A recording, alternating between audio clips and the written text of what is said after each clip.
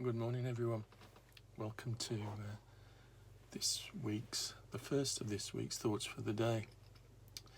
Many of you may have heard on different Thoughts for the Day when I have mentioned the fact that I feed the birds in my garden.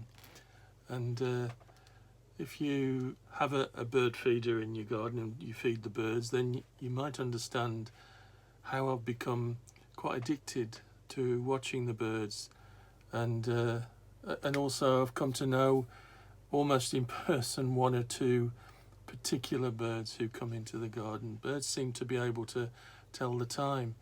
I go out and feed them at the same time every morning, and I can see the birds waiting in the trees and the bushes to come down for the food, and as soon as I go back into the house they swoop down and start feeding.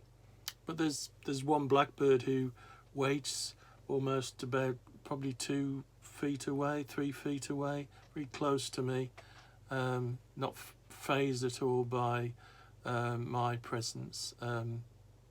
And he's often joined by a robin, and he's the first one to start feeding, because he'll start feeding when I'm there, which is great. It's feels like my mate.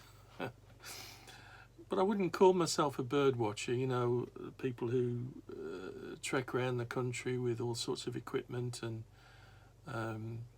eager to find a new species or a rare species that's come into the country.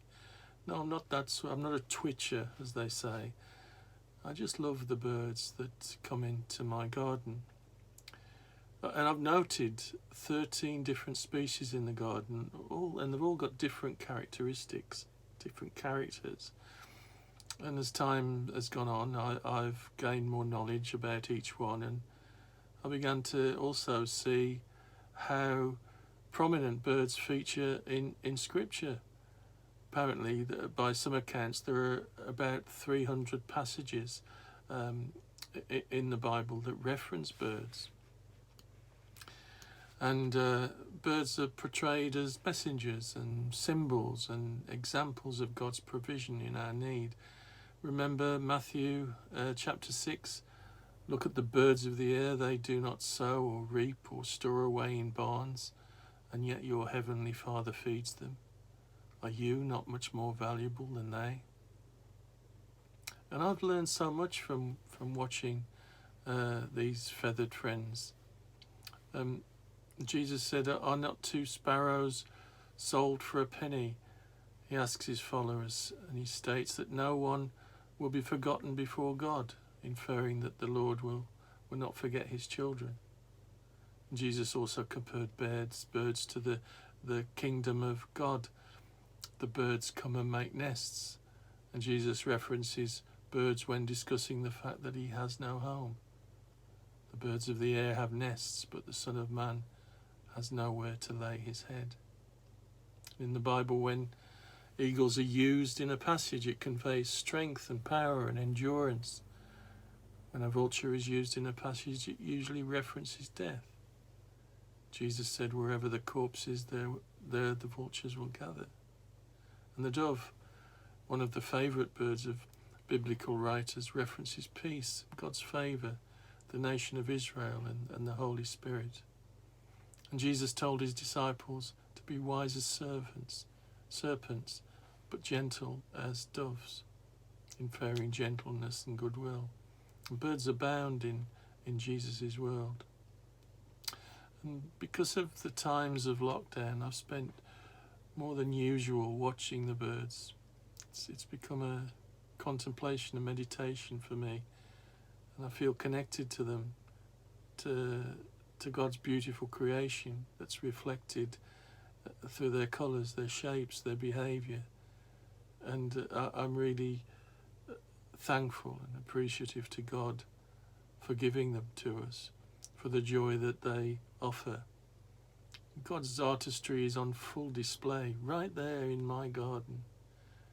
The streamlined shape of the nuthatch with its blue-grey back and its orange chest, absolutely beautiful. I think that's my favourite bird when it comes into the garden.